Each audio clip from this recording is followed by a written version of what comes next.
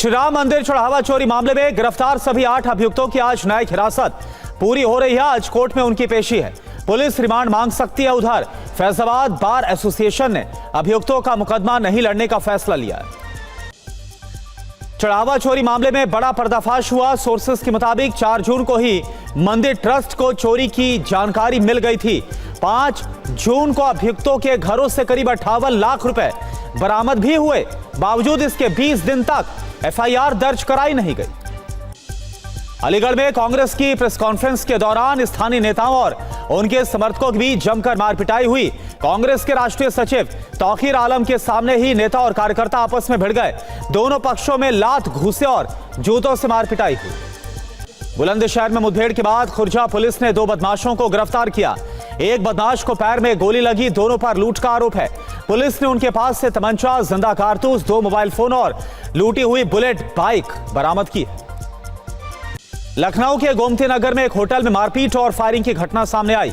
गोली लगने से दुकान का एक कर्मचारी घायल हो गया, जिसका इलाज जारी है। पुलिस सीसीटीवी फुटेज के आधार पर मामले की जांच कर रही है। और आगे बढ़ते हुए अब बात महाराष्ट्र की करते हैं। मुंबई और नवी मुंबई में बीती रात से जारी बारिश के कारण कई इलाकों में जलभराव की समस्या हो गई है। अंधेरी, सबवे, वाशिम, किंग सर्कल और कई निचले इलाकों में पानी भरने से यातायात पर असर पड़ा है। मौसम विभाग ने अगले 24 घंटे इसी तरह बारिश का अलर्ट जारी किया है। भिवंडी में महज 1 घंटे की बारिश ने महानगर पालिका के दावों की पोल खोलकर रख दी है। जलभराव से शहर की सड़कें दरिया बन गई हैं, बाजार जलमग्न हो गए हैं और दुकानों में घुटनों तक पानी भरा हुआ है। पुणे के केतन हत्याकांड में नई जानकारी सामने आई है। सिया को पुणे से मुंबई एयरपोर्ट छोड़ने वाले कैब ड्राइवर ने बताया कि प्री वेडिंग शूट के लिए सिया बाली जाने के लिए तैयार नहीं थी। उसके भाई साहिल ने उसे जबरदस्ती कैब में बैठाया। रास्ते में सिया ने केतन का पासपोर्ट गायब कर दिया। महाराष्ट्र के गढ़चिरौली में नक्सलियों के खिलाफ सुरक्षा बलों को बड़ी सफलता मिली है। गुप्त सूचना पर सीआरपीएफ के जवानों ने सर्च ऑपरेशन चलाया और जंगल में नक्सलियों का एक सीक्रेट ठिकाना ध्वस्त कर दिया। मौके से सुरक्षा बलों ने बड़ी मात्रा में विस्फोटक और हथियार जब्त किए हैं। अमरावती में एक दर्दनाक सड़क हादसे में एक ही परिवार के 5 लोगों की मौत हो गई। नागपुर मुंबई हाईवे पर एक कार कंटेनर से टकरा गई। मृतक परिवार चंद्रपुर का रहने वाला बताया जा रहा था, जो मुंबई जा रहा था। और चलिए अब आपको दिखाते हैं बिहार की खबरें। पटना में साइंस कॉलेज के छात्रों ने मुख्यमंत्री सम्राट चौधरी से कॉलेज में खराब व्यवस्था को लेकर शिकायत की। साइंस कॉलेज के दौरे पर पहुंचे मुख्यमंत्री को छात्रों ने रोका। कैंपस में खराब इंतजाम, बुनियादी सुविधाओं की कमी को लेकर छात्रों ने शिकायत की। सीएम ने अफसरों को तत्काल सुधार का निर्देश दिया। भोजपुर एनकाउंटर के विरोध में पटना में एक श्रद्धांजलि सभा और कैंडल मार्च का आयोजन किया गया। प्रदर्शन कर रहे लोगों ने भारत तिवारी एनकाउंटर केस की सीबीआई जांच की मांग की। पटना में एक गोदाम में भीषण आग लग गई। दर्जनों दमकल की गाड़ियां आग पर काबू पाने में जुट गई। आग लगने की वजह का अभी तक पता नहीं लगा है। हादसे में लाखों की संपत्ति के नुकसान की खबर है। घटना दीदारगंज थाना क्षेत्र के माहौली इलाके की है। बेगूसराय में तेज रफ्तार का कहर देखने को मिला। यहां पर 2 स्कॉर्पियो गाड़ियों की आमने सामने की भीषण टक्कर हुई और 3 युवकों की मौके पर मौत, जबकि 9 से ज्यादा लोग गंभीर तौर पर घायल। मुजफ्फरपुर और दरभंगा समेत 25 जिलों में मौसम विभाग ने बारिश का ऑरेंज अलर्ट जारी किया। 1 जुलाई से झमाझम बारिश के आसार। इस बीच पटना में भीषण गर्मी और उमस की वजह से 30 जून तक 8वीं तक के स्कूल बंद कर दिए गए। और अब नजर राजधानी दिल्ली की खबरों पर। द्वारका में सोसाइटी के सिक्योरिटी गार्ड से मारपीट का वीडियो सामने आया है। सीसीटीवी वीडियो वायरल होने के बाद अभियुक्त के खिलाफ एफआईआर दर्ज कर ली गई है। बताया जा रहा है कि गार्ड ने जब विजिटर रजिस्टर में एंट्री करने को कहा तो अभियुक्त भड़क गया और उसने मारपीट करने की शुरुआत की। दिल्ली में एक शख्स ने यमुना नदी में छलांग लगा दी। बताया जा रहा है कि शख्स आत्महत्या की नीयत से दिल्ली नोएडा दिल्ली फ्लाईओवर पर पहुंचा था और यमुना नदी में कूद गया। सूचना मिलते ही एनडीआरएफ की टीम मौके पर पहुंचकर उसकी तलाश में जुट गई।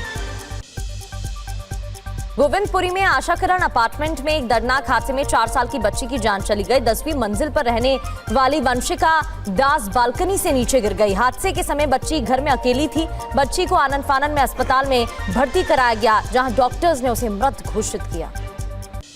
भीषण गर्मी के बीच राजधानी दिल्ली में आज बारिश का अलर्ट जारी है। मौसम विभाग ने कई राज्यों में बारिश का ऑरेंज अलर्ट जारी किया है।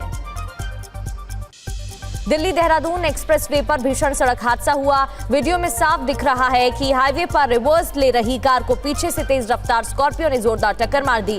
हादसे में एक ही परिवार के 4 लोगों की मौत हुई। और अब मध्य प्रदेश की खबरें आपको दिखा देते हैं। तुषार शर्मा हत्याकांड के मुख्य अभियुक्त पूर्व जज गिरबाला सिंह के घर 3 नकाबपोश चोर चोरी के इरादे से घुसे। पुलिस ने हाथापाई के बाद चोर जो है वो दस्तावेज और चांदी से भरा बैग कर छोड़कर भाग गया।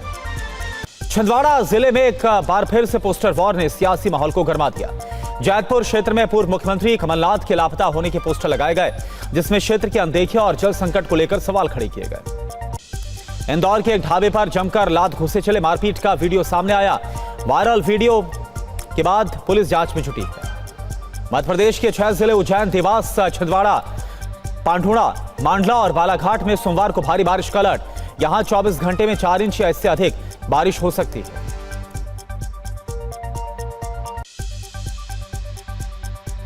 और अब खबर नॉर्थ ईस्ट की। अरुणाचल प्रदेश में लैंडस्लाइड का हैरान करने वाला वीडियो सामने आया है। एक बाइक सवार लैंडस्लाइड के बीच फंस गया। लोअर सियांग इलाके में लैंडस्लाइड हुआ। भूस्खलन के बाद सिजी नदी में मलबा भर गया। निचले इलाकों के लिए अलर्ट जारी किया गया। अरुणाचल प्रदेश में बाढ़ से हाल बेहाल है। ईस्ट सियांग जिले के कई गांव में बाढ़ बारिश से प्रभावित इलाके बताए जा रहे हैं। भारी बारिश की वजह से सिबो कोरंग नदी उफान पर। अरुणाचल प्रदेश के ईस्ट सियांग जिले के सबसे ज्यादा नुकसान की जानकारी मिल रही। भारी बारिश और बाढ़ की वजह से सैकड़ों एकड़ फसल बर्बाद हो गई है। कई जगहों पर सड़कें टूट गई। असम में बाढ़ को लेकर हाहाकार मचा है। कई इलाकों में पूरी तरह पानी भरा हुआ है। कई इलाके पूरी तरह डूब गए हैं। सैकड़ों लोग बेघर हो गए हैं। असम के धामाजी जिले में सिमेन नदी पर बना पुल ढह गया। नॉर्थ ईस्ट फ्रंटियर रेलवे के अधिकारियों ने बताया कि भारी बारिश और नदी के किनारे तेजी से कटाव के कारण पुल आंशिक रूप से ढह गया है, जिसके चलते इस रूट पर ट्रेन सेवाएं रोक दी गई हैं। असम के धेमाजी इलाके में बाढ़ में फंसे लोगों का रेस्क्यू किया गया। एनडीआरएफ की 12वीं बटालियन के ढिकारी नदी में फंसे 24 लोगों को बचाने की तस्वीरें सामने आई हैं। ये सभी लोग नदी की तेज बहाव में फंस गए थे, जिन्हें समय रहते बचा लिया गया। और चलिए अब आपको दिखाते हैं जम्मू कश्मीर की खबरें। 3 जुलाई से शुरू हो रही अमरनाथ यात्रा को लेकर जम्मू कश्मीर में सुरक्षा के पुख्ता इंतजाम है। अनंतनाग में सीआरपीएफ के जवान तैनात किए गए। धोनी पोरा नाका समेत कई संवेदनशील जगहों पर विशेष निगरानी रखी जा रही है। जम्मू कश्मीर के उपराज्यपाल ने बालटाल बेस कैंप में समीक्षा बैठक कर अमरनाथ यात्रा की तैयारियों का जायजा लिया। मनोज सिन्हा ने अधिकारियों से सुरक्षा, लॉजिस्टिक और दूसरी जरूरी सुविधाओं पर ध्यान देने के लिए कहा। उन्होंने यात्रा को सुचारू और सफल बनाने पर जोर दिया। जम्मू कश्मीर के रियासी में सीआईएसएफ की एक बस सड़क से फिसल गई। इस हादसे में सीआरपीएफ के जवान समेत 9 लोग घायल हुए। हादसा ताराकोट के पास हुआ। मुख्य चुनाव आयुक्त ज्ञानेश कुमार 3 दिन के दौरे पर श्रीनगर पहुंचे। उन्होंने बताया कि बडगाम में बूथ लेवल अधिकारियों और वोटर से बातचीत कर चुनावी तैयारियों की समीक्षा करेंगे। जन भागीदारी और जागरूकता बढ़ाने पर खास ध्यान रहेगा। जम्मू कश्मीर के रियासी में पानी के तेज बहाव के कारण सलाल बांध के कई गेट्स खोले गए। प्रशासन ने लोगों को सतर्क रहने की अपील की और साथ ही नदी नाले से दूर रहने की सलाह दी गई।